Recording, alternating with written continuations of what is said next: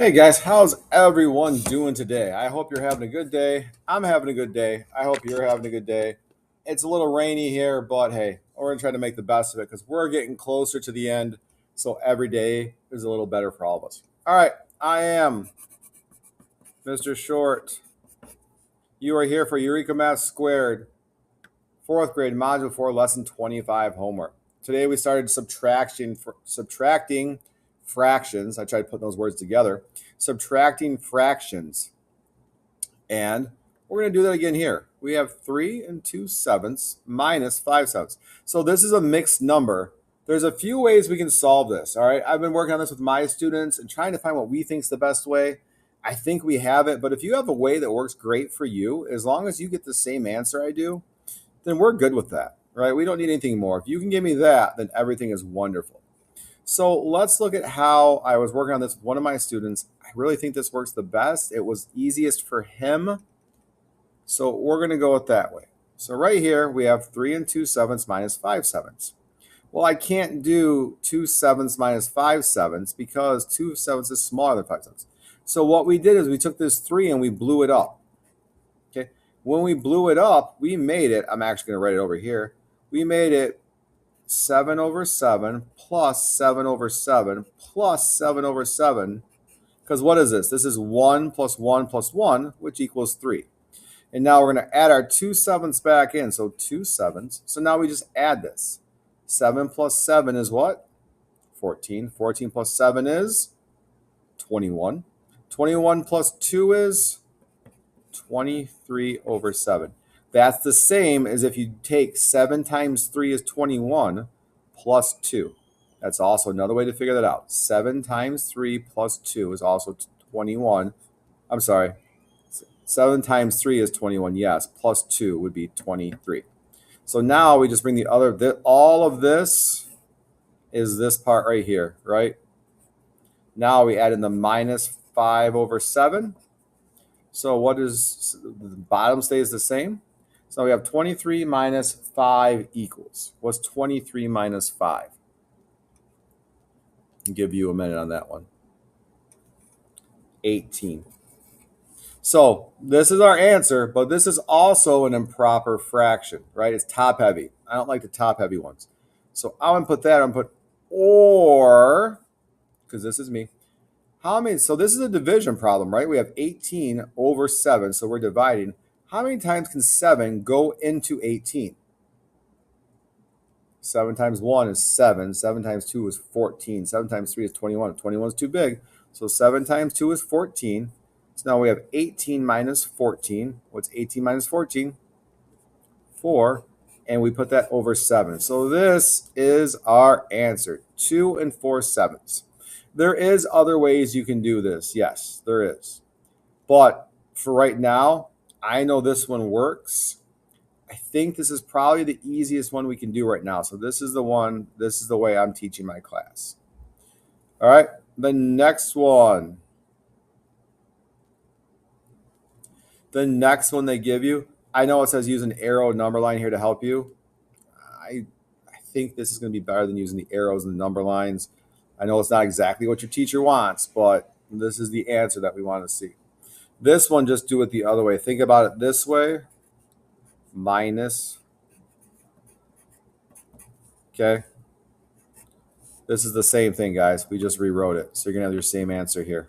Don't let it mess with you. All right. Subtract by using compensation. Use the arrow way or a number line to help you, then complete the equation. Again, the arrow way and the number line, I know we need to do them. I'm not the biggest fan of those, if I'm being honest with this. So try this one. All right. I'm going to go down here and do number 4. This just says show your thinking, so you can do it however you want. All right. I'm still deciding if I want to show an arrow way up here or not on the top ones. I don't know. I feel like that one's more confusing. I don't want to confuse. I'm here to help you, not to confuse you. So I want to look at number 4 down here because this has a 2 and 2 6 minus 5 6. And 2 6 is smaller than 5 6, so I can't subtract that. So I'm going to take this 2 and blow it up. I want this 2 to be 6 over 6, right? That's 1. 6 over 6, that's 2, right? Because 6 over 6 is the same as 1. And then 6 over 6, let's say, was 1. So 1 plus 1 is 2. All right? Hopefully that makes sense. Now we got to add in that 2 6 that's still there because all of this makes up this number right here, right? So this equals, bottoms are all 6. We put a 6. The top is 6 plus 6 is 12. 12 plus 2 is 14. Again, the same as if we went like this. 6 times 2, our whole number, is 12 plus 2, that's right there, is 14. And that would just be over 6, right? Same thing. Same way. All right, so we have 14, 6. Now we got to do the rest of it. Minus 5 over 6. So bottoms are all 6s. We don't have to worry about it. And the top is 14 minus 5. What is 14 minus 5? 9. Remember, now we want our mixed number. So I'm going to put or again. How many times can 6 go into 9?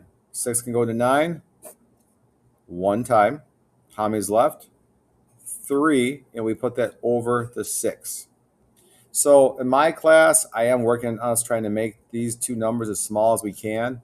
So it's called finding the lowest common denominator. So get this the smallest we can. I know that 3 can go into 6. So I can divide the top by 3, divide that by 3. I can divide the bottom by 3. So I move my 1 down. If I divide the top by 3, I get 1. If I divide the bottom by 3, I get 2. And half of 6 is 3, so I know this is 1/2. All right? You do not have to do this. This is just me giving a little extra because, well, some of the students say I'm a little extra. I guess we'll move on from that. All right, let's look at the back. Complete the table. Pints, cups. 1 pint equals 2 cups. So what did you have to multiply 1 by to get 2? All right, that'll help you. If you remember, what did you multiply 1 by to get 2? That'll help you figure out the rest. Let's look at the last problem. Carla has 13 gallons, 1 quart of gas in her gas storage tank. She uses 38 quarts of gas to fill up the tank of her snowmobile. How many quarts of gas remain in the storage tank? So now you got to remember how many quarts are in 1 gallon. All right, think about that. How many quarts are in 1 gallon? All right, I'm going to help. 1 gallon equals 4 quarts. All the help I'm giving you on this one. If it was me, I'd probably take this and multiply it by this and then add this to it. And once I find that number, I would subtract this number from the answer you got.